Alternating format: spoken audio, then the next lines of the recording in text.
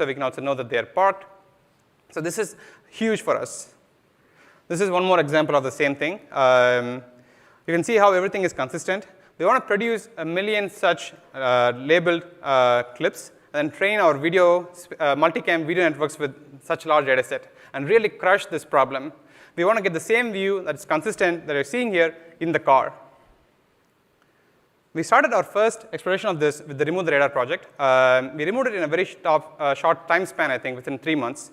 In the early days of the network, we noticed, for example, in low visibility conditions, the network can suffer understandably because obviously this truck just dumped a bunch of snow on us, and it's really hard to see. But we should still remember that this car was in front of us. But our networks early on did not do this because of the lack of data in such conditions. So what we did, we asked the fleet to produce lots of similar clips, and the fleet responded, it did. So it produces, does it play? Yeah. It produces lots of video clips where shit's falling out of all other vehicles. And we sent this through our auto labeling pipeline that was able to label 10K clips within a week. This would have taken several months with humans labeling every single clip here. So we did this for 200 different conditions, and we were able to very quickly create large data sets, and that's how we were able to remove this. So once we train the networks with this data, you can see that it's totally working and keeps in memory that this object was there and provides this. So finally, we wanted to actually get a Cybertruck into a data set for the Remove the Radar. Can you all guess where we got this clip from? I'll give you a moment. Someone said it. Yes, it's rendered. It's our simulation.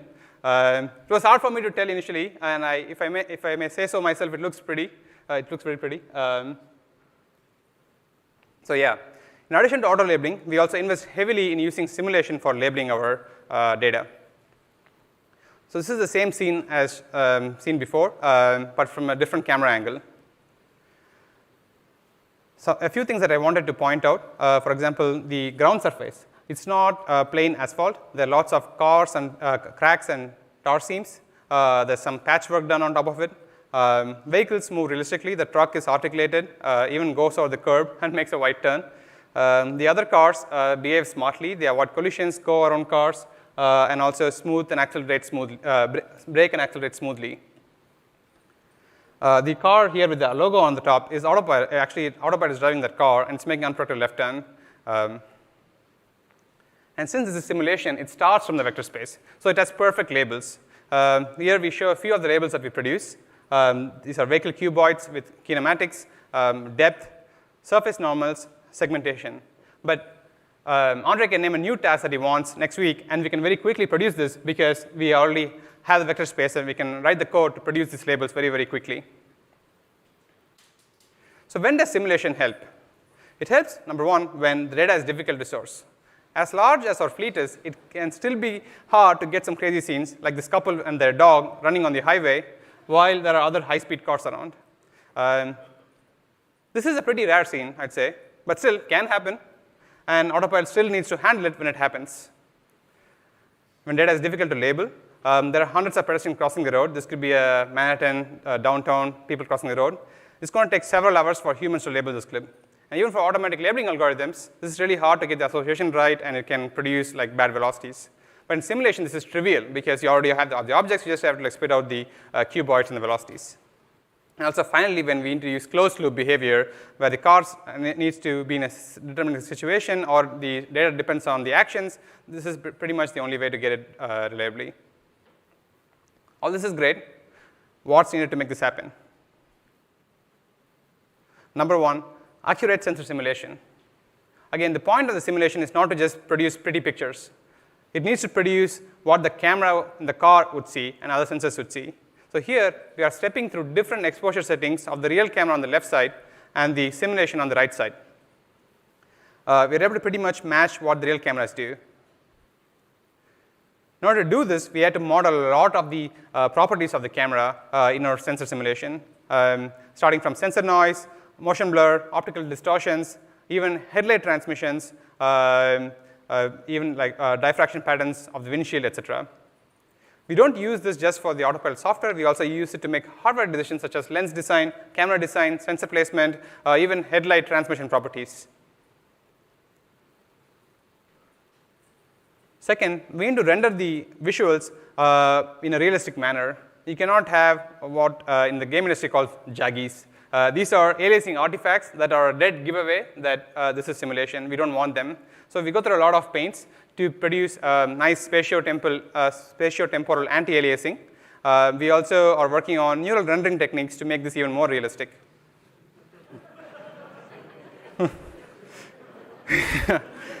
Yeah. In addition, we also use ray tracing to produce realistic lighting and global illumination. Okay, that's the last of the cop cars, I think. We obviously cannot have really just 4 or 5 cars because the network will easily overfit because it knows the sizes. So we need to have realistic assets like the moose on the road here. We have thousands of assets in our library, and they can wear different shirts and actually can move realistically. So this is really cool. We also have a lot of different locations mapped and created to create these sim environments. We have actually 2,000 miles of road built, and this is almost the length of the roadway from the east coast to the west coast of the United States, which I think is pretty cool.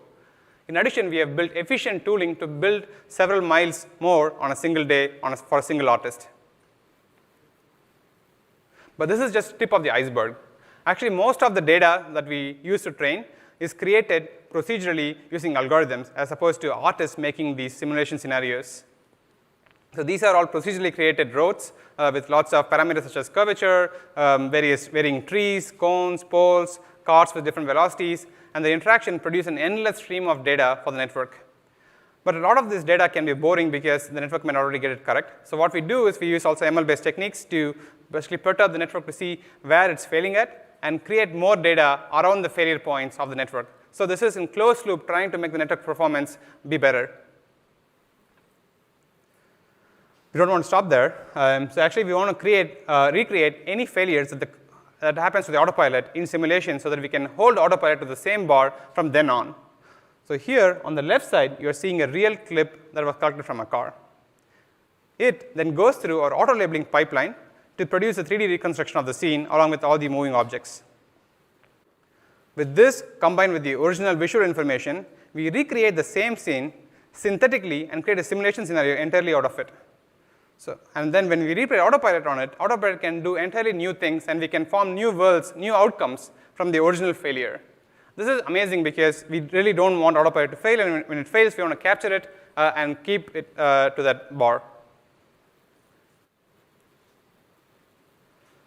Not just that, we can actually take the same approach that we said earlier and take it one step further.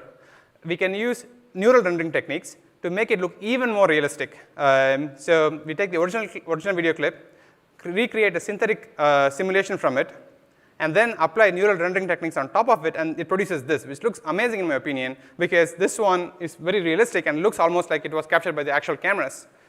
This is a result from last night because it was cool and we wanted to present it. But yeah, I'm very excited for what Sim can achieve.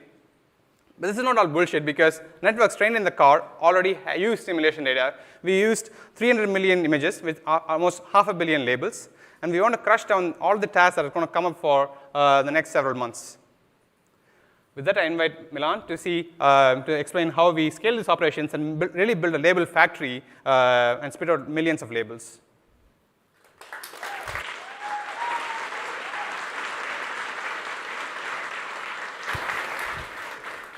All right, thanks, Ashok. Hey, everyone, I'm Milan. I'm responsible for the integration of our neural networks in the car and for most of our neural network training and evaluation infrastructure. And so tonight, I'd just like to start by giving you some perspective into the amount of compute that's needed to power this type of data generation factory. And so in the specific context of the push we went through as a team here a few months ago to get rid of the dependency on the radar sensor for Autopilot, we generated over 10 billion labels across 2.5 million clips.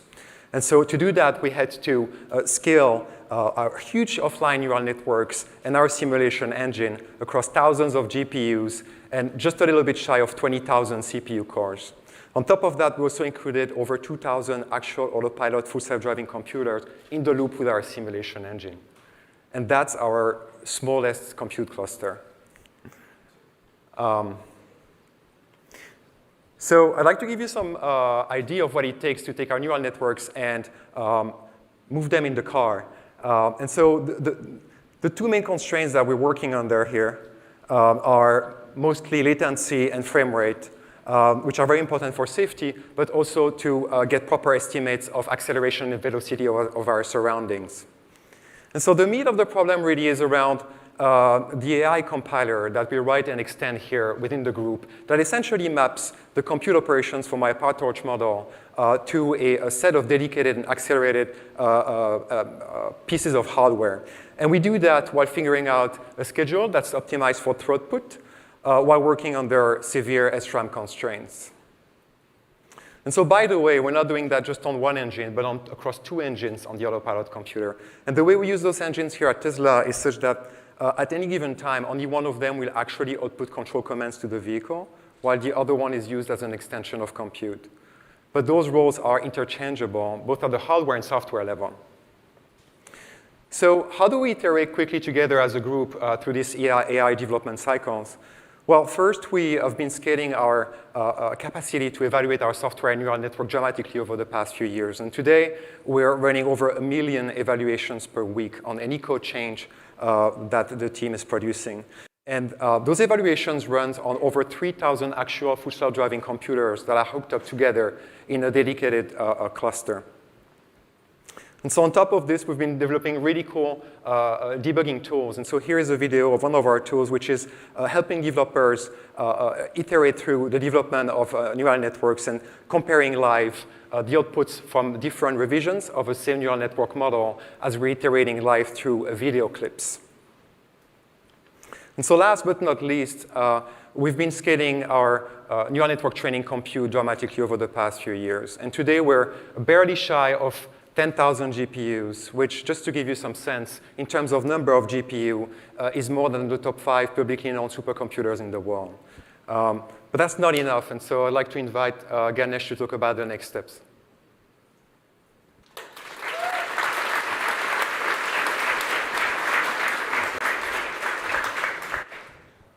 Thank you, Milan.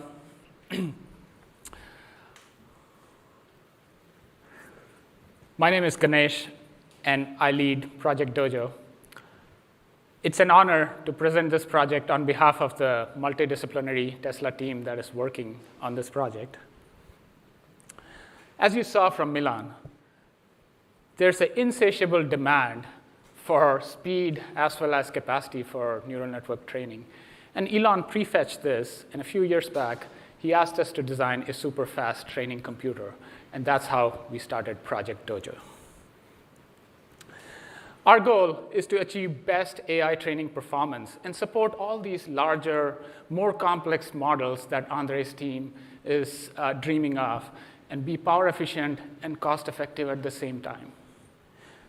So we thought about how to build this, and we came up with a distributed compute architecture. After all the training computers out there are distributed computers in one form or the other. They have compute elements in the box out here connected with some kind of network. In this case, it's a two-dimensional network, but it could be any different network. CPU, GPU, accelerators, all of them have compute, little memory, and network. But one thing which is common trend amongst this is it's easy to scale the compute. It's very difficult to scale up bandwidth and extremely difficult to reduce latencies. And you'll see how our design point catered to that, how our philosophy addressed these aspects of traditional limits. For Dojo, we envisioned a large compute plane filled with very robust compute elements backed with large pool of memory and interconnected with very high bandwidth and low latency fabric and in a 2D mesh format. And onto this, for extreme scale, big neural networks will be partitioned and mapped to extract different parallelism, model, graph, data parallelism. And then a neural compiler of ours will exploit spatial and temporal locality such that it can reduce communication footprint to local zones and reduce global communication. And if we do that, our bandwidth utilization can keep scaling with the plane of compute that we desire out here. We wanted to attack this all the way, top to bottom of the stack, and remove any bottlenecks at any of these levels. And let's start this journey in an inside-out fashion, starting with the chip. As I described, chips have compute elements. Our smallest entity of scale is called a training node. And the choice of this node is very important to ensure seamless scaling. If you go too small, it will run fast, but the overheads of synchronization and software will dominate. If you pick it too big, it will have complexities in implementation in the real hardware and ultimately run into memory bottleneck issues. Because we wanted to address latency and bandwidth as our primary optimization point. Let's see how we went about doing this. What we did was we picked the farthest distance a signal could traverse in a very high clock cycle, in this case, 2 gigahertz plus. And we drew a box around it. This is the smallest latency that a signal can traverse, 1 cycle at a very high frequency. And then we filled up the box with wires to the brink. This is the highest bandwidth you can feed the box with. And then we added machine learning compute underneath, and then a large pool of SRAM. And last but not the least, a programmable core to control. And this gave us our high-performance training node. What this is a 64-bit superscalar CPU optimized around matrix multiply units and vector SIMD. It supports floating point 32, bfloat 16, and a new format, CFP8, configurable FP8. And it is backed by 1.25 megabyte of fast ECC-protected SRAM and the low latency, high bandwidth fabric that we designed. This might be our smallest entity of scale, but it packs a big punch. More than 1 teraflop of compute in our smallest entity of scale. So let's look at the architecture of this. The computer architects out here may recognize this. This is a pretty capable architecture as soon as you see this. It is a superscalar in-order CPU with 4 wide vector and 4 wide scalar and 2 wide vector pipes. We call it in order, although the vector and the scalar pipes can go out of order, but for the purists out there, we still call it in order. And it also has 4-way multi-threading. This increases utilization because we could do compute and data transfers simultaneously. And our custom ISA, which is the instruction set architecture, is fully optimized for machine learning workloads. It has features like transpose, gather, link traversals, broadcast, just to name a few. And even in the physical realm, we made it extremely modular, such that we could start abutting these training nodes in any direction and start forming the compute plane that we envisioned. When we click together 354 of these training nodes, we get our compute array. It's capable of delivering 362 teraflops of machine learning compute. And of course, the high bandwidth fabric that interconnects these. And around this compute array, we surrounded it with high-speed, low-power SerDeses, 576 of them, to enable us to have extreme I/O bandwidth coming out of this chip. Just to give you a comparison point, this is more than 2 times the bandwidth coming out of the state-of-the-art networking switch chips which are out there today. And network switch chips are supposed to be the gold standards for I/O bandwidth. If we put all of it together, we get training optimized chip, our D1 chip. This chip is manufactured in 7 nanometer technology. It packs 50 billion transistors in a miserly 645 millimeter square. One thing you'll notice, 100% of the area out here is going towards machine learning training and bandwidth. There is no dark silicon, there is no legacy support. This is a pure machine learning machine. And This is the D1 chip in a flip chip BGA package. This was entirely designed by Tesla team internally, all the way from the architecture to this GDS out and package. This chip is like a GPU level compute with a CPU level flexibility and twice the network chip level I/O bandwidth. If I were to plot the I/O bandwidth on the vertical scale versus teraflops of compute that is available in the state-of-the-art machine learning chips out there, including some of the startups, you can easily see why our design point excels beyond par. Now that we had this fundamental physical building block, how to design the system around it? Let's see. Since D1 chips can seamlessly connect without any glue to each other, we just started putting them together. We just put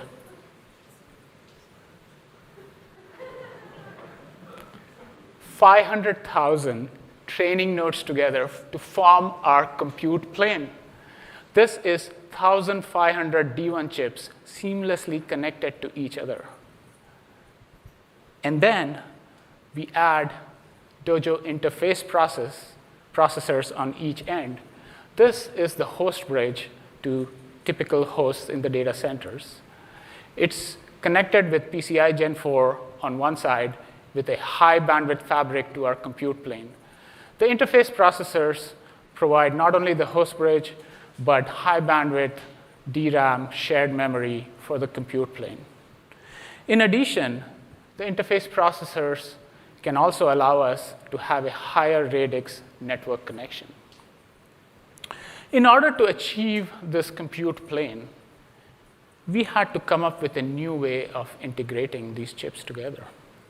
And this is what we call as a training tile. This is the unit of scale for our system. This is a groundbreaking integration of 25 known good D1 dies onto a fan-out wafer process, tightly integrated such that it preserves the bandwidth between them. The maximum bandwidth is preserved there. And in addition, we generated a connector, a high bandwidth, high density connector that preserves the bandwidth coming out of this training tile. And this tile gives us 9 petaflops of compute with a massive I/O bandwidth coming out of it.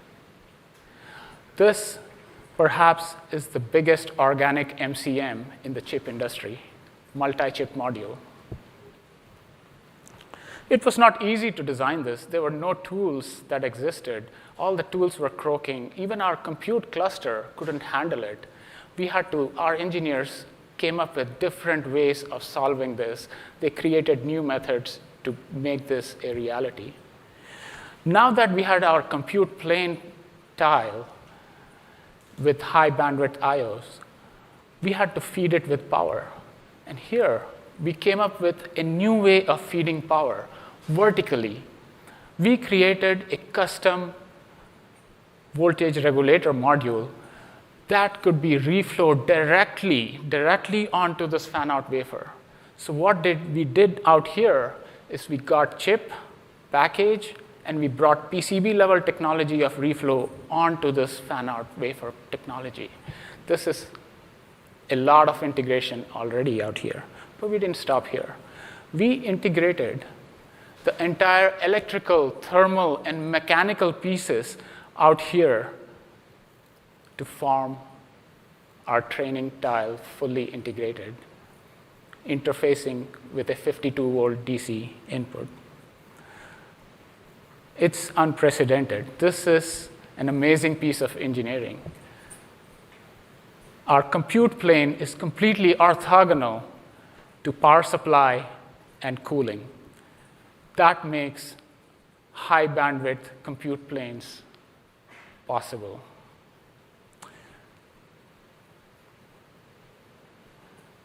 What it is a 9 petaflop training tile. This becomes our unit of scale for our system. And this is real.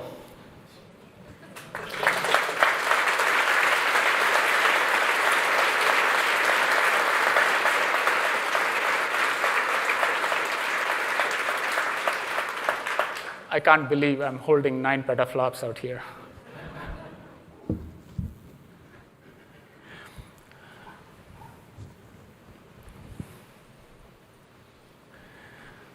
And in fact, last week, we got our first functional training tile. And on a limited cooling benchtop setup, we got some networks running. And I was told Andre doesn't believe that we could run networks till we could run one of his creations. Andre, this is MinGPT-2 running on Dojo. Do you believe it?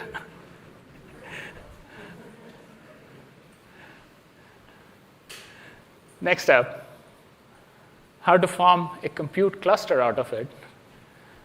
By now, you must have realized our modularity story is pretty strong. We just put together some tiles. We just tiled together tiles. A 2x3 tile in a tray makes our training matrix, and 2 trays in a cabinet give 100 petaflops of compute. Did we stop here? No. We just integrated seamlessly. We broke the cabinet walls. We integrated these tiles seamlessly all the way through, preserving the bandwidth. There's no bandwidth divot out here. There's no bandwidth cliffs. All the tiles are seamlessly connected with the same bandwidth. And with this, we have an exapod. This is 1 exaflop of compute in 10 cabinets. It's more than 1 million training nodes that you saw. We paid meticulous attention to that training node, and there are 1 million nodes out here with uniform bandwidth. Not just the hardware, the software aspects are so important to ensure scaling. And not every job requires a huge cluster, so we planned for it right from the get-go. Our compute plane can be subdivided, can be partitioned into units called Dojo processing unit.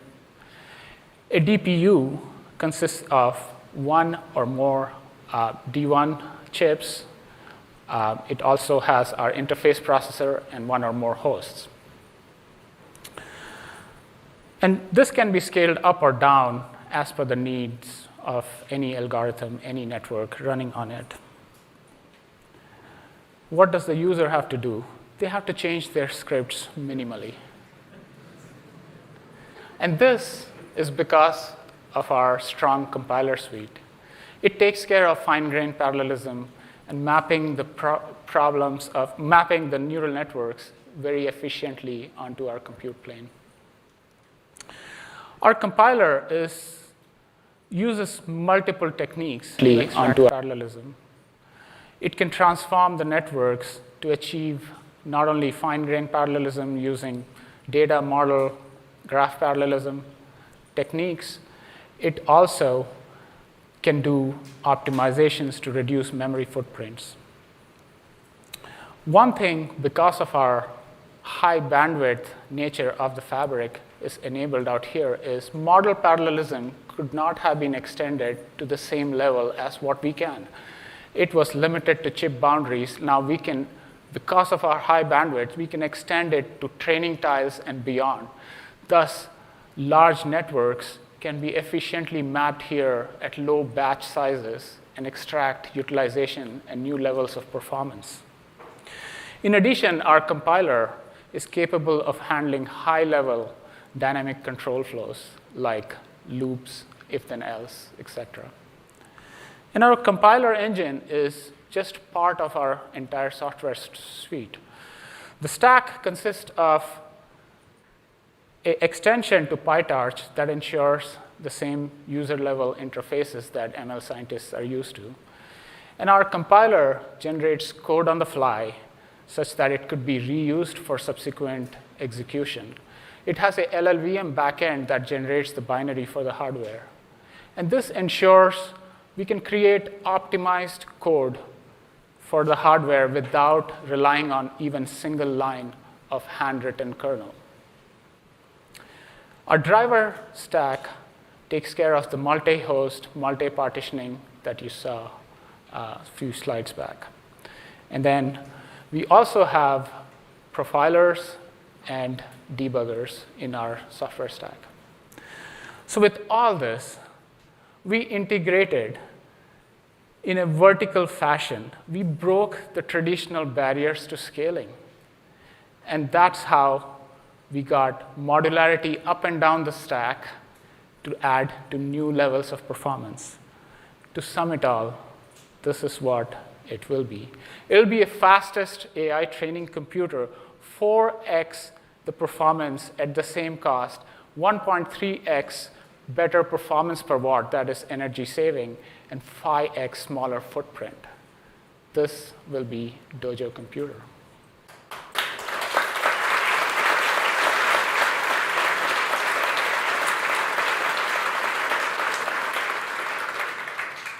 And we are not done.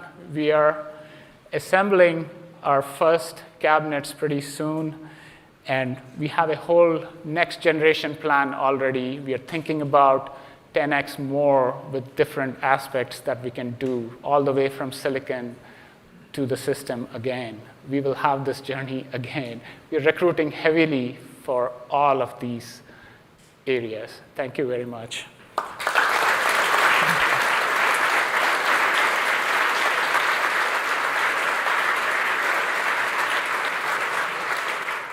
And next up, Elon will update us on what's beyond our vehicle fleet for AI.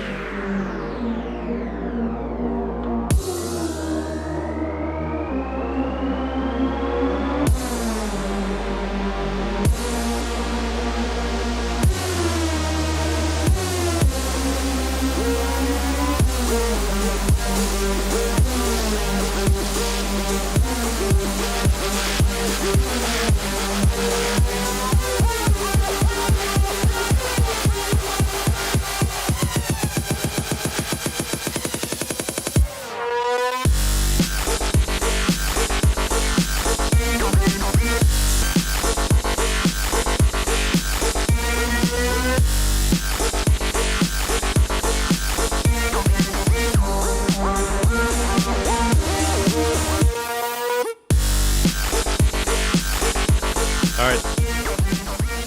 Thank you.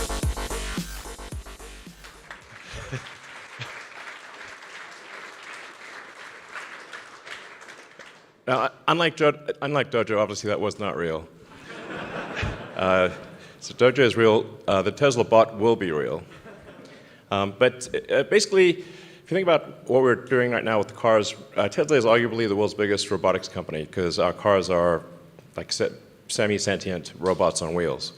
And with the full self-driving computer, essentially the inference engine on the car, which will keep evolving, obviously, and Dojo, and all the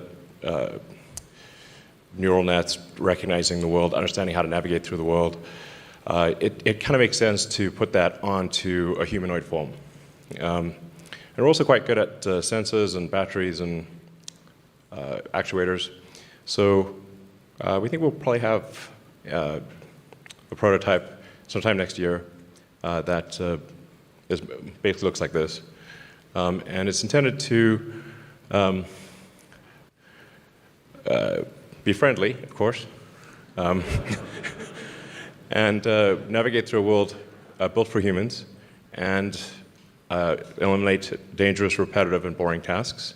We're setting it such that it is, at a mechanical level, at a physical level, you can run away from it. And most likely overpower it.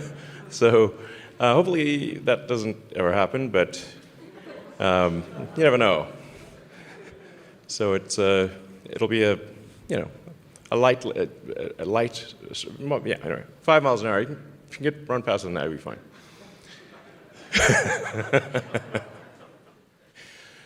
So yeah, it's around 5'8". Has sort of a screen where the head is for useful information, but it's otherwise basically got the Autopilot system in it. So it's got cameras, got 8 cameras, and yeah.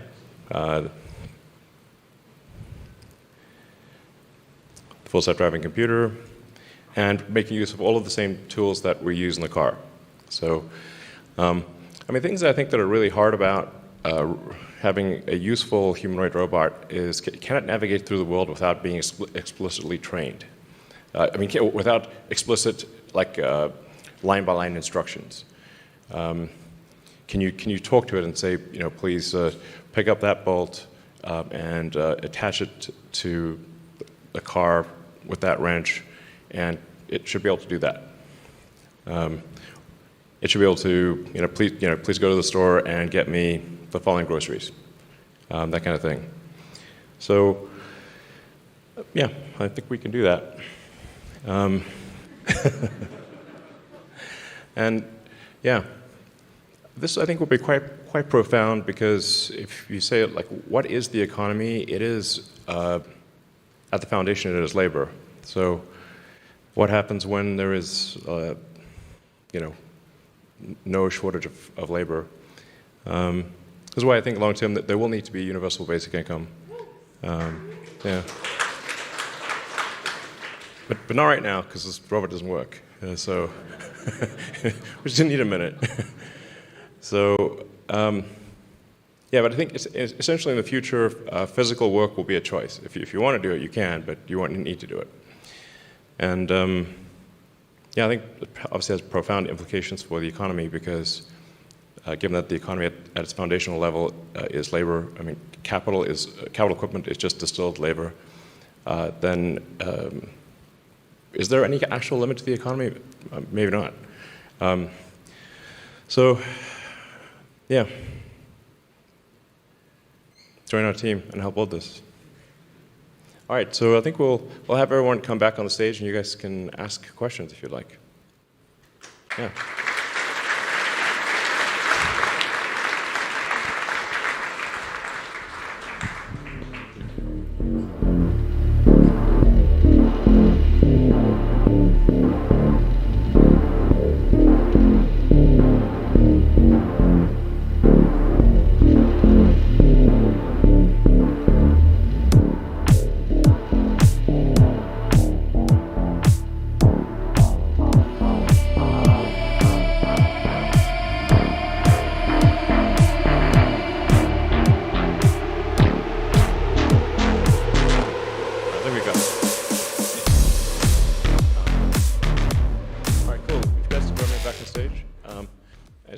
Maybe try to get the camera angle from there, not from the side.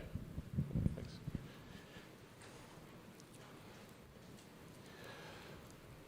All right, cool. So we'll probably turn the lights back on, and a few more Dojo folks. Yeah, great. So we're happy to answer any questions you have about anything on the software, hardware side, where things are going, and yeah, fire away. We have, because the lights are like interrogation lights, we actually cannot see. There we go. Great. Oh, yeah. All right, cool.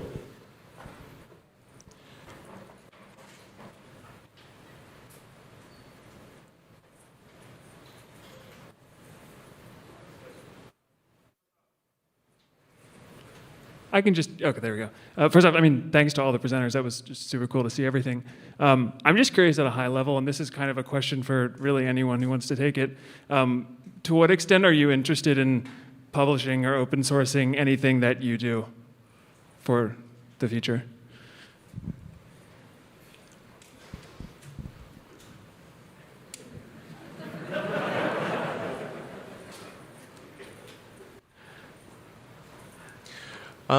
Well, I mean, it is fundamentally extremely expensive to create the system, so somehow that has to be paid for. I'm not sure how to pay for it if it's fully open sourced. Yeah, unless people want to work for free.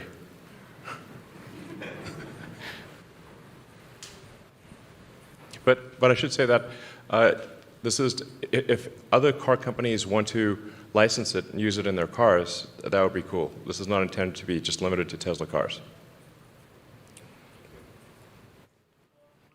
Is for the Dojo supercomputer. So did you solve the compiler problem of scaling to these many nodes, or if it is solved, is it only applicable to Dojo? Because I'm doing research in deep learning accelerators, and getting the correct scalability or the distribution, even in one chip, is extremely difficult from the research project's perspective. So I was just curious. Excuse me, mic for Bill? You want to? Have we solved the problem? Not yet.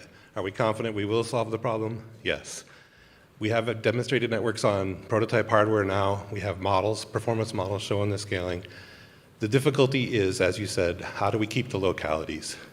If we can do enough model parallel, enough data parallel to keep most of the things local, we just keep scaling. We have to fit the parameters in our working set in our SRAM that we have, and we flow through the pipe. There's plenty of opportunities. Sorry, as we get further scale for further processor nodes, have more local memory trade-offs with bandwidth, we can do more things. But as we see it now, the applications that Tesla has, we see a clear path. And our modularity story means we can have different ratios, different aspects created out of it. I mean, this is something that we chose for our applications internally.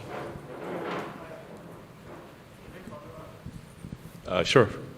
I was just saying that the locality portion of it, given that training is such a soft scaling application, even though you have all this compute and have a high bandwidth interconnect, it could not give you that performance because you're doing computations on limited memory at different locations. So I was that's very curious to me when you said it's solved, because I just jumped onto the opportunity and would love to know more, given that how much you can open source. Right in there. Yeah. Yeah, I guess the proof's in the pudding. So we should have Dojo operational next year, and I think we'll obviously use it for training, video training. I mean, fundamentally, this is about like the primary application initially is we've got vast amounts of video, and how do we train vast amounts of video as efficiently as possible, and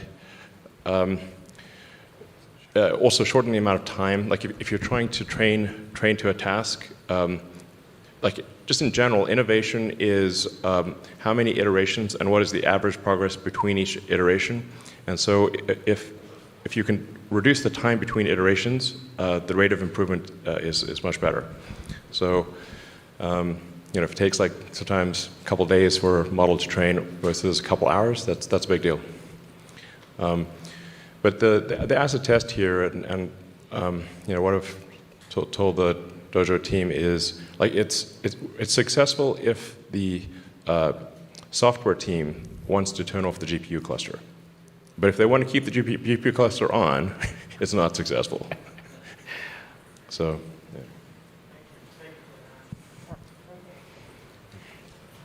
yeah. Hi, Brett over here. Love the presentation. Thank you for getting us out here. Loved everything, especially the simulation part of the presentation. I was wondering, it looked very, very realistic. Are there any plans to maybe expand simulation to other parts of the company in any way? Mike, too? Hi, I'm Ian Glow. I manage the Autopilot simulation team. So as we go down the path to full self-driving, we're going to have to simulate more and more of the vehicle. Currently, we're simulating vehicle dynamics, but we're going to need BMS, we're going to need the MCU, we're going to need every single part of the vehicle integrated. And that actually makes the Autopilot simulator really useful for places outside of Autopilot. So I want to expand, or we want to expand eventually to being a universal simulation platform. But I think before that, we're going to be spinning up a lot of Optimus support. And then a little bit further down the line, we have some rough ideas on potentially how to get the simulation infrastructure and some of the cool things we've built into the hands of people outside of the company. Optimus is the code name for the Tesla bot. Oops. Optimus subprime.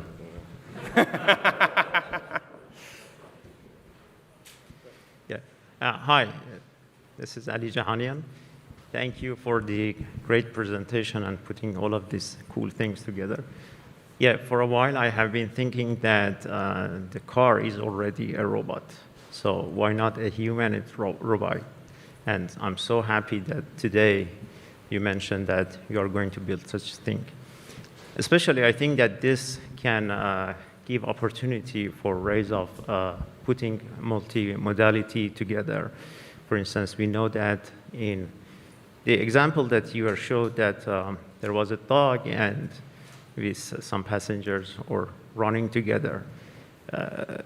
The language and symbolic processing can really help for visualizing that.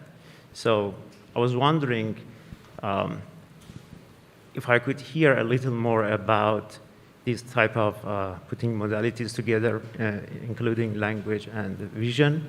Because I have been working with, for instance, mini GPT that Andre put out there. And yeah, I didn't hear much about other modalities that's going into the car, or at least in the simulation. Is there any comment that you could tell us? Well, driving is fundamentally basically almost entirely vision neural nets. Basically, it's running on a biological vision neural net, and what we're doing here is a silicon camera neural net. So there is some amount of audio. You want to hear if there's like emergency vehicles, or I guess converse with the people in the car. If somebody's yelling something at the car, the car needs to understand what that is. So all the things that are necessary for it to be fully autonomous. Yeah. Thank you.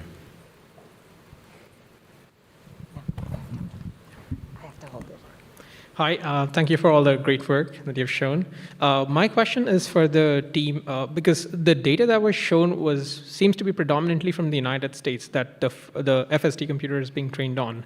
But as it gets rolled out to different countries, which have their own road systems and challenges that come with it, how do you think that it's going to scale? Like I'm assuming ground up is not a very viable solution. So how does that transfer to different countries? Well, we actually do train on using data from probably like 50 different countries, but we have to pick. As we're trying to advance full self-driving, we need to pick one country, and since we're located here, we pick the U.S. And then we get a lot of questions like, why not even Canada? I'm like, well, because the roads are a little different in Canada, different enough. And so when you're trying to solve a hard problem, you want to say like, okay, let's not add additional complexity right now. Let's just solve it for the US, and then we'll extrapolate to the rest of the world. But we do use video from all around the world. Yeah, I think a lot of what we are building is very country agnostic. Fundamentally, all the computer vision components and so on don't care too much about country-specific sort of features. Different countries have roads, and they have curbs, and they have cars, and everything we're building is fairly general for that. Yeah, and then the prime directive is don't crash. Right, and that's true for every country. Yes, this is the prime directive. Even right now, the car is pretty good at not crashing. And so just basically whatever it is, don't hit it. Even if it's a UFO that crash landed on the highway, and still don't hit it. You should not need to recognize it in order to not hit it. So that's very important.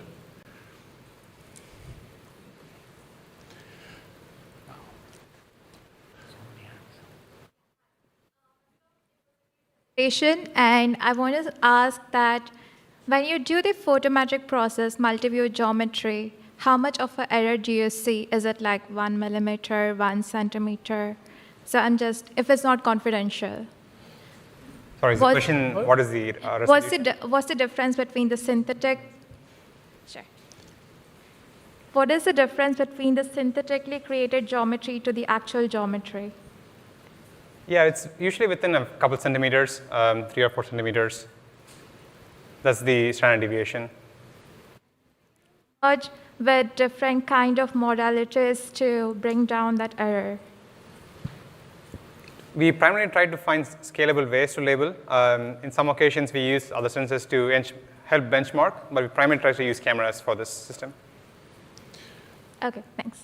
Yeah, I mean, I think we want to aim for the card to be positioned accurately to the sort of centimeter level, you know, something on that order. Obviously, it will depend on distance. Like close-by things can exactly. be much more accurate than farther away things, and they would matter less because the card doesn't have to make decisions much farther away. And as it comes close, it will become more and more accurate.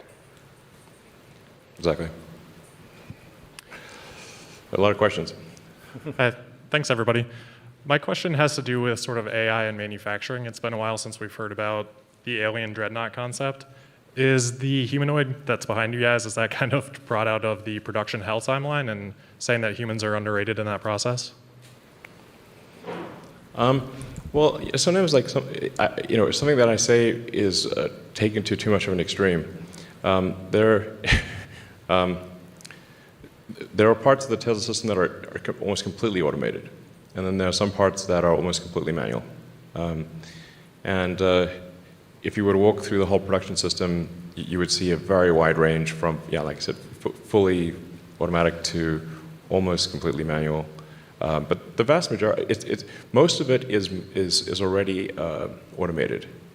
And then with some of the design architecture changes, like going to large aluminum high-pressure die-cast components, we can take the entire rear third of the car and cast it as a single piece. And now we're going to do the front third of the car as a single piece. So the body line drops by like 60 to 70% in size. But yeah, the robot is not prompted by specifically by manufacturing needs. It's just that we're just obviously making the pieces that are needed for a useful humanoid robot. So I guess we probably should make it. And if we don't, someone else will. And so I guess we should make it. And make sure it's safe.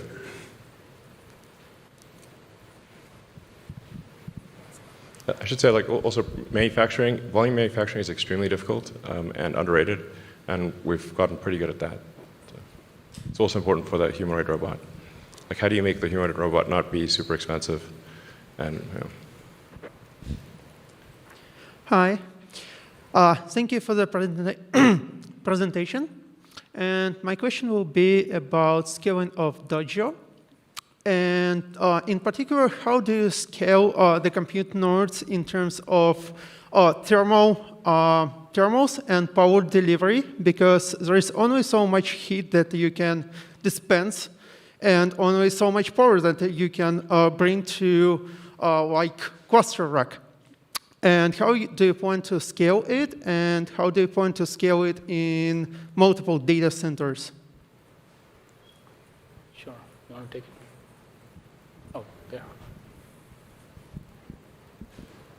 Yeah, hi. I'm Bill. I'm one of the Dojo engineers. So from a thermal standpoint and power standpoint, we've designed it very modular. So what you saw in the compute tile, that will cool the entire tile. So once we hook it up to, it is liquid cooled on both the top and the bottom side. It doesn't need anything else. And so when we talk about clicking these together, once we click it to power and once we click it to cooling, it will be fully powered and fully cooled. And all of that is less than a cubic foot. Yeah, so Tesla has a lot of expertise in power electronics and in cooling. So we took the power electronics expertise from the vehicle powertrain and the sort of the advanced cooling that we developed for the power electronics and for the vehicle and applied that to the supercomputer. Because as you point out, getting heat out is extremely important. It's just really heat limited. So, yeah, so it's funny that like at the compute level, it's operating at less than a volt, which is a very low voltage. There's a lot of amps, so therefore a lot of heat. I squared R is really bites you on the ass. Hi, my question's also similarly a question of scaling. So it seems like a natural consequence of using, significantly faster training hardware is that you'd be either training models over a lot more data, or you'd be training a lot more complex models, which would be potentially significantly more expensive to run at inference time on the cars. I guess I was wondering, if there was a plan to also apply Dojo as something that you'd be using on the self-driving cars, and if so, do you foresee additional challenges there? So as you could see, Andre's models are not just for cars. There are auto labeling models. There are other models that are beyond car application, but they feed into the car stack. So Dojo will be used for all of those too, not just the car inference part of the training. Yeah, I mean, the Dojo's first application will be consuming video data for training that would then be run in the inference engine on the car. But and that I think is an important test to see if it actually is good but is it actually better than GPU cluster or not? But then beyond that, it's basically a generalized neural net training computer. But it's very much optimized to be a neural net. So CPUs and GPUs, they're not made to be.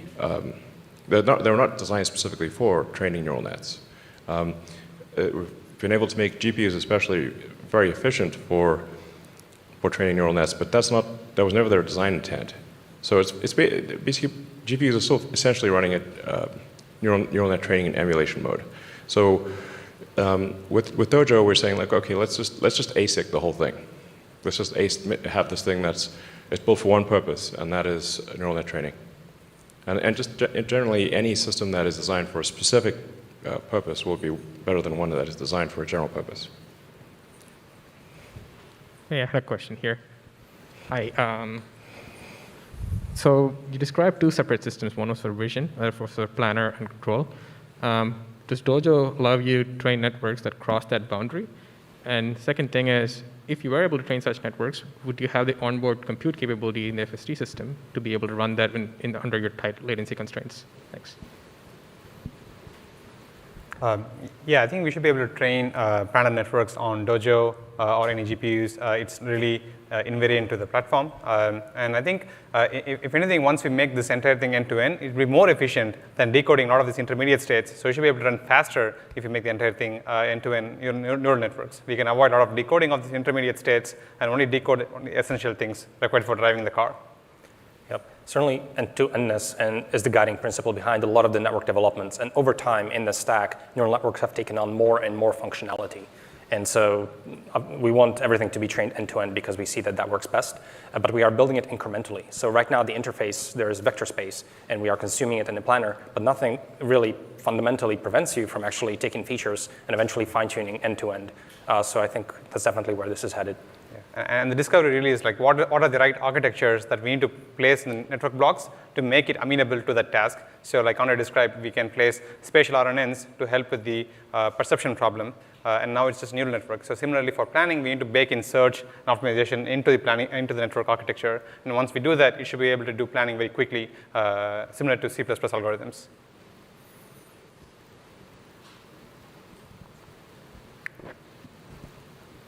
Okay. Oh, you'll okay. I think I had a question very similar to what he was asking about. It seems like a lot of the neural nets are around computer vision. And kind of traditional planning, you had model predictive control and solving convex optimization problems very quickly. And I'd wonder if there's a compute architecture that's more suited for convex optimization or the model predictive control solutions very quickly. Yeah, 100%. If you want to bake in, like I said earlier, if you want to bake in these architectures that do, say, model predictive control, but it just like replace some of the blocks with neural networks, or if we know the physics of it, we can also use physics-based models, part of the neural networks, forward pass itself. So we are going to go towards a hybrid system where we will have neural network blocks placed together with physics-based blocks and more neural networks later. So it will be a hybrid stack, and what we know to do well, we place it explicitly, and what the networks are great at, we'll use the networks to optimize this. So build an end-to-end stack with this architecture baked in. I mean, I do think that so as long as you've got like surround video neural nets for understanding what's going on and can convert the surround video into vector space, then you basically have a video game. And if if you, it's like if you're in Grand Theft Auto or whatever, you can make the cars drive around and pedestrians walk around without crashing. So you can do. You don't have to have a neural net for control and planning, but it's probably ultimately better. But I think you can probably get to. In fact, I'm sure you can get to much safer than human with control and planning, primarily in C++ with perception, vision in neural nets. Hi. My question is, we've seen other companies, for example, use reinforcement learning and machine learning to optimize power consumption in data centers and all kinds of other internal processes. My question is Tesla using machine learning within its manufacturing, design, or other engineering processes?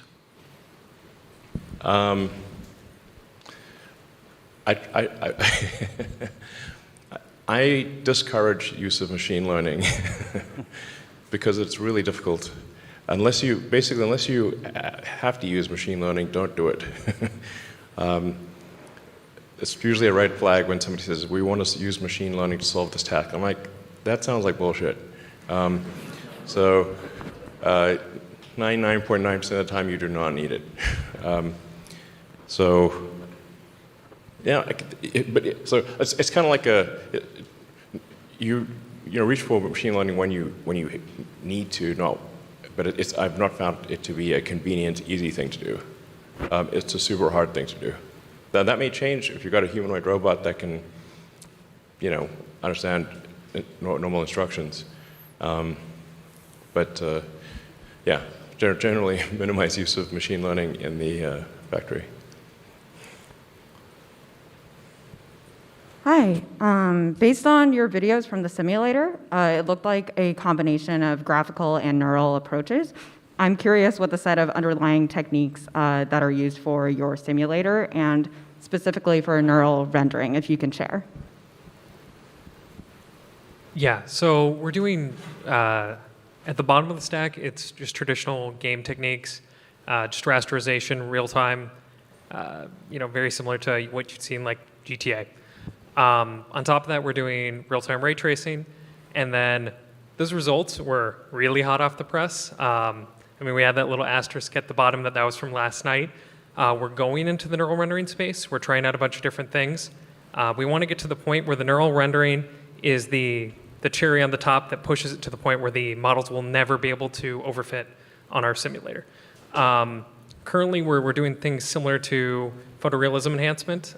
There's a recent paper enhancing photorealism enhancement, but we can do a lot more than what they could do in that paper because we have way more labeled data, way more compute, and also we have a lot more control over our environments.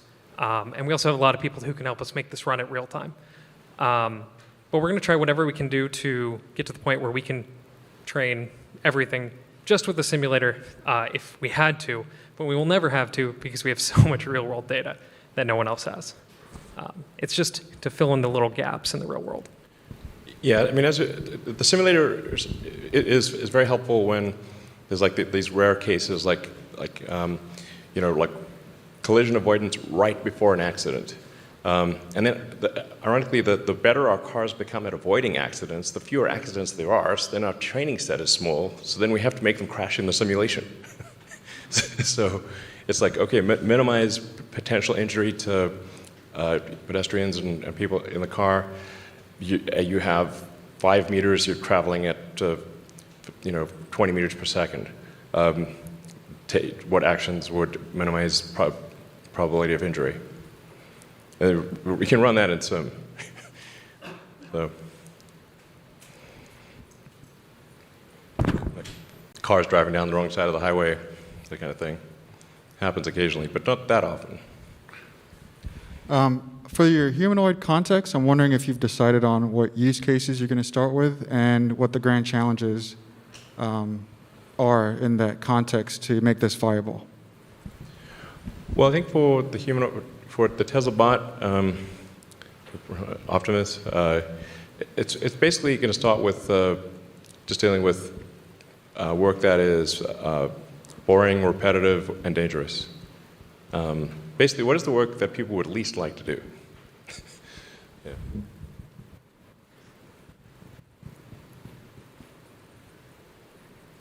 What is the work that people would least like to do? Hi. So quick question about your simulations. Obviously, they're not perfect right now. So are you using any sort of domain adaptation techniques to basically bridge the gap between your simulated data and your actual real-world data? Because I imagine it's kind of dangerous to just deploy models which are solely trained on simulated data. So maybe some sort of explicit domain adaptation or something. Is that going on anywhere in your pipeline? So currently, we're producing the videos straight out of the simulator, the full clips with kinematics and everything, and then we're just immediately training on them, but it's not the entire data set. It's just a small targeted segment, and we only are evaluating based on real-world video.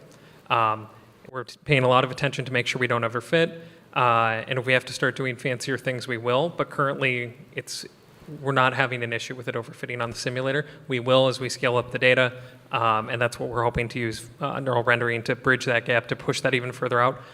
We've already done things where we're using like the same network as in the car, but retrain it to detect sim versus real to drive our art decisions, and that's actually helped prevent some of these things as well.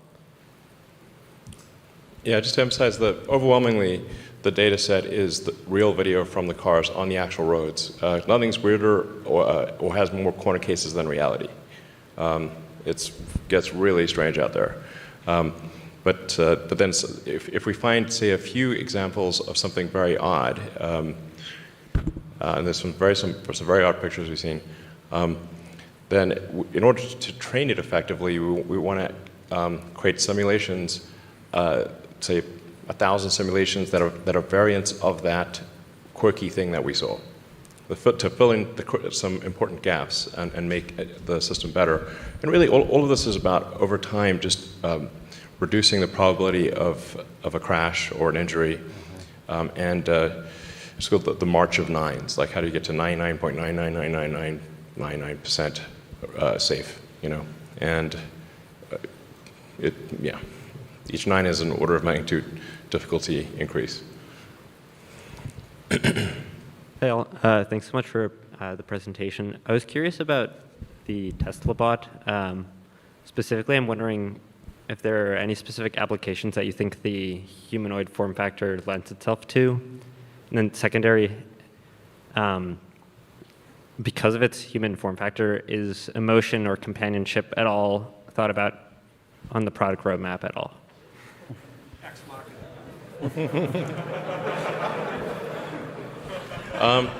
Well, we certainly hope this does not feature in a dystopian sci-fi movie. But really, at this point, we're saying like maybe this robot can. We're trying to be as literal as possible. Can it do boring, dangerous, repetitive jobs that people don't want to do? And once we can have it do that, then maybe it can do other things too. But that's the thing that would be really great to have. So It could be your buddy too. I mean, you can buy one and have it be your friend and whatever. I'm sure that people will think of some very creative uses. So firstly, thanks for the really incredible presentation. My question's on the AI side. So one thing we've been seeing is that with some of these language modeling AIs, we've seen that scaling has just had incredible impacts in their capabilities and what they're able to do. So I was wondering whether you're seeing similar kinds of effects of scaling in your neural networks and your applications. Absolutely. A bigger network, typically we see it performs better, provided you have the data to also train it with. And this is also what we see for ourselves. Definitely in the car, we have some latency consideration to be mindful of. And so there we have to get creative to actually deploy much, much larger networks. But as we mentioned, we don't only train neural networks for what goes in the car. We have these auto-labeling pipelines that can utilize models of arbitrary size. So in fact, we've trained a number of models that are not deployable, that are significantly larger and work much better because we want 100%, like we want much higher accuracy for the auto-labeling. And so we've done a lot of that, and there we definitely see this trend.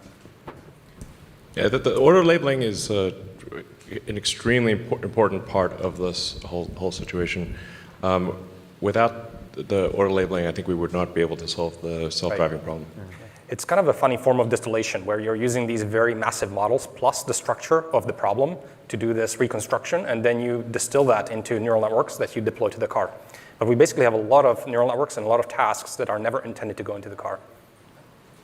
Yeah, and also as time goes on, you get new frames of information. So you really want to make sure your computer is distributed across all the information as opposed to just taking a single frame and hogging on it for, say, 200 milliseconds. You actually have newer frames coming in, so you want to use all of the information and not just use that one frame. I think one of the things we're seeing is that the car's predictive ability is eerily good. It's really getting better than human in terms of predicting, like you say, like predict what this road will look like when it's out of sight, like it's around the bend, and it predicts the road with very high accuracy. Predict pedestrians or cyclists where behind, where it just sees a little corner of the bicycle and a little bit through the windows of the bus. And its ability to predict things is going to be much better than humans, like really way beyond. Right. Yeah, we see this often where we have something that is not visible, but the neural network is making up stuff that actually is very sensible. Sometimes it's eerily good, and you have to you're wondering this is in the training set. And actually in the limit, you can imagine the neural net has enough parameters to potentially remember Earth. So in the limit, it could actually give you the correct answer, and it's kind of like an HD map baked into the weights of the neural net. Yeah.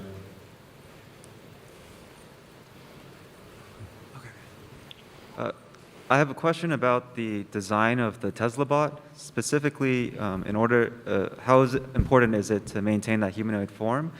To build hands with 5 fingers that also respects the weight limits could be quite challenging. You might have to use cable-driven, and then that also causes all kinds of issues.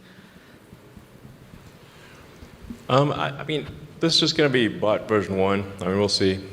So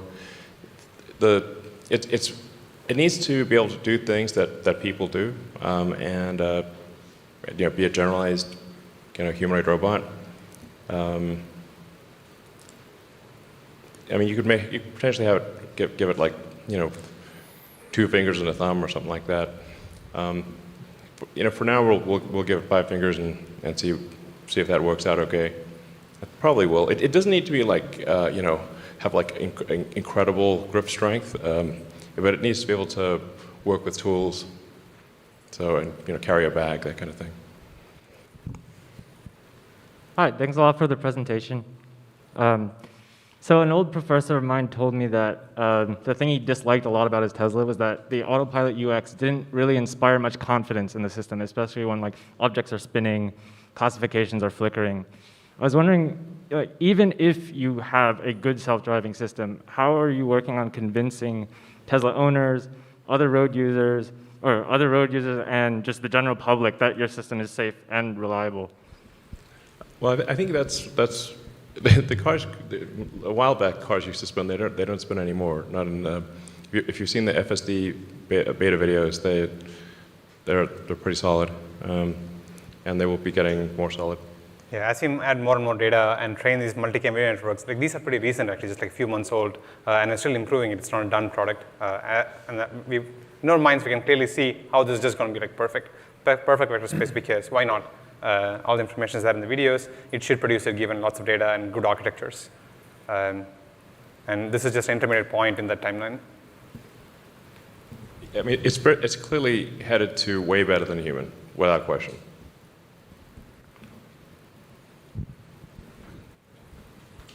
My turn?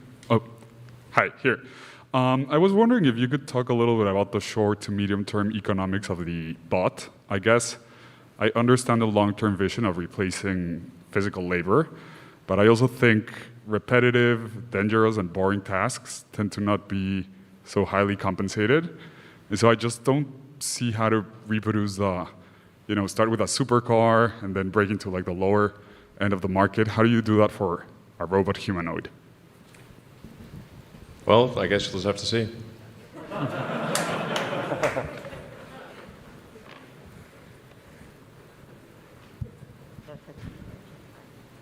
Hello.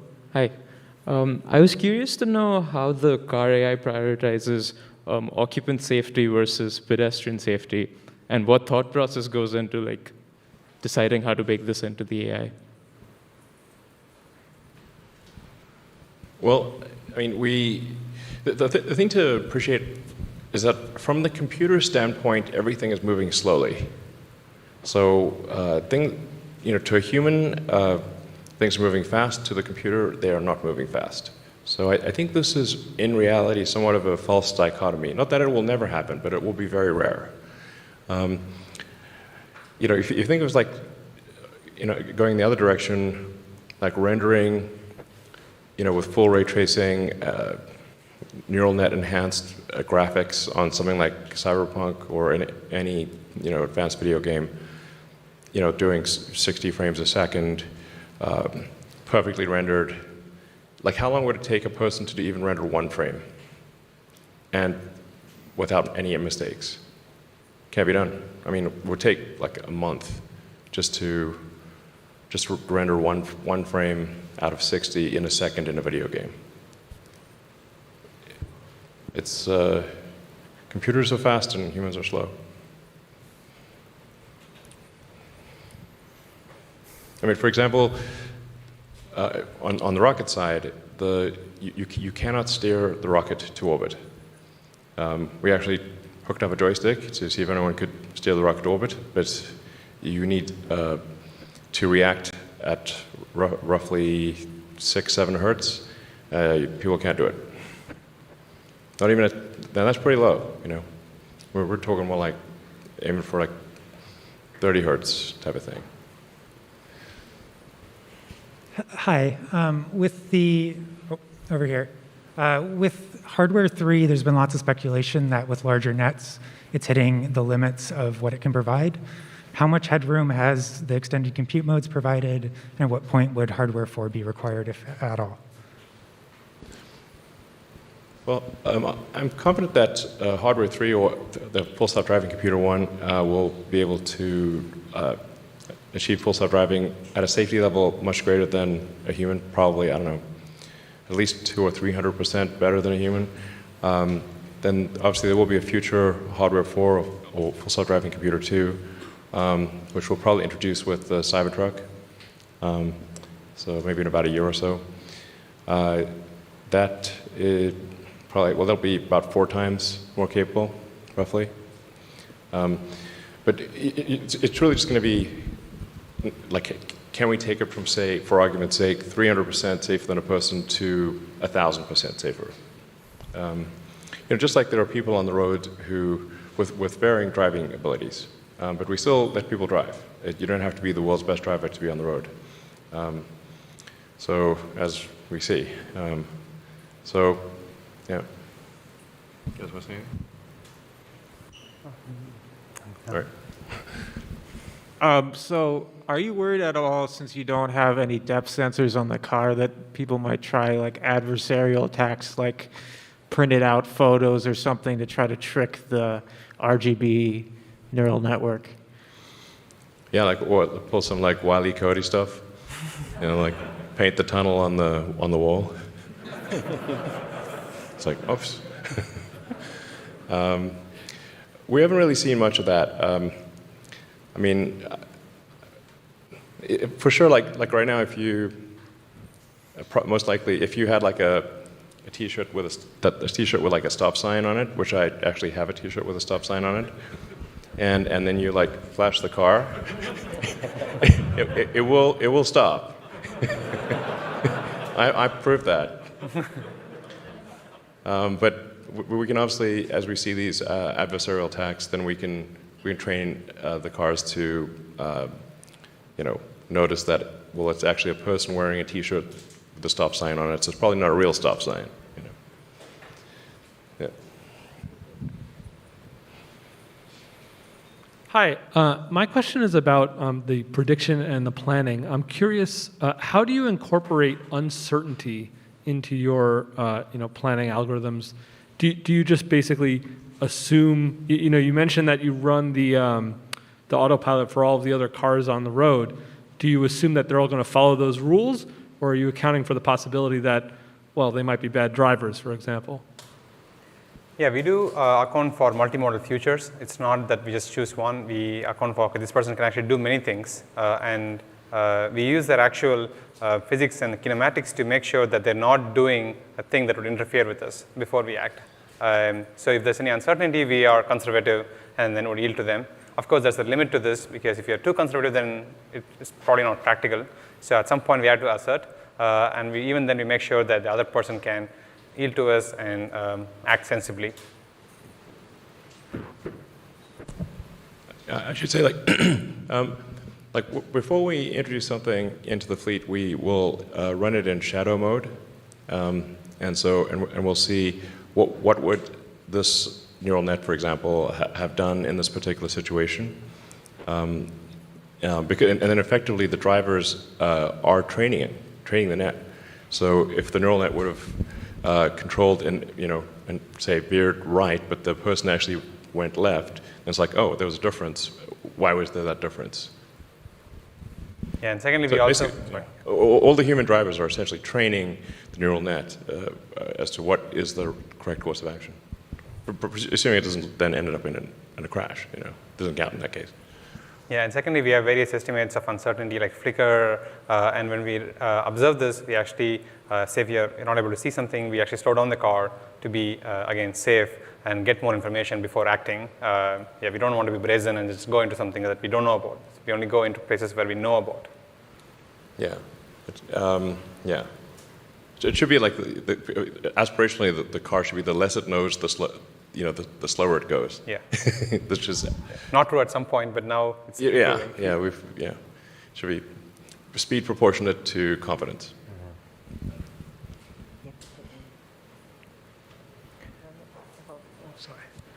Thanks for the presentation. So I am curious, appreciate the fact that the FSD is improving, but if you have the ability to improve one component along the AI stack that presented today, whether it is simulation, data collections, planning and control, etc., which one, in your opinion, is going to have the biggest impact for the performance of the full self-driving system?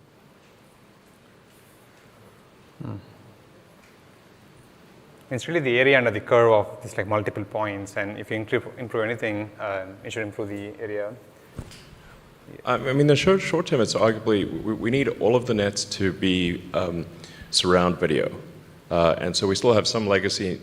This is very short term. Obviously, we're fixing it fast, but there's still some nets that are not using surround video, and I think ideally that all use surround video. Yeah, maybe. Yeah. I think a lot of puzzle pieces out there for success. We just need more strong people to also just help us make it work. That is the actual bottleneck. So that is the actual bottleneck, I would say, and really one of the reasons that we are putting on this event. Exactly. Well said, Andre. That there's just a tremendous amount of work to do to make it work. So that's why we need talented people to join and solve the problem.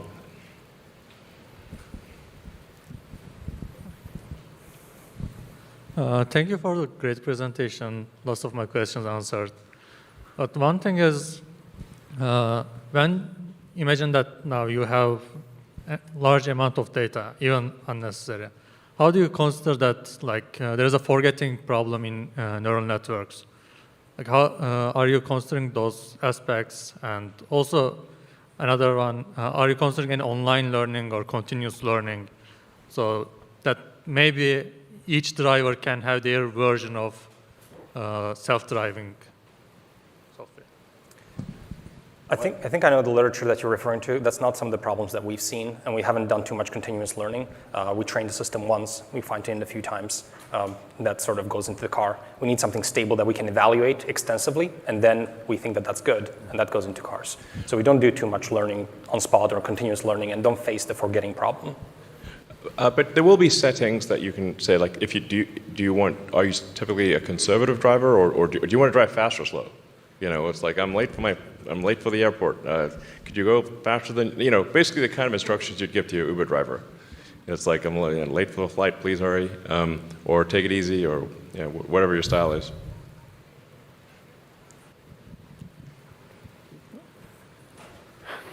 So let's take a few more questions here. And then we'll call it a day. All right.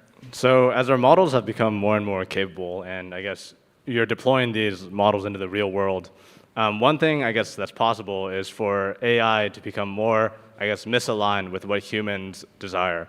So I guess, is that something that you guys are worried about as you guys deploy more and more robots, or do you guys we'll solve that problem when we get there? Yeah, I think that we should be worried about AI.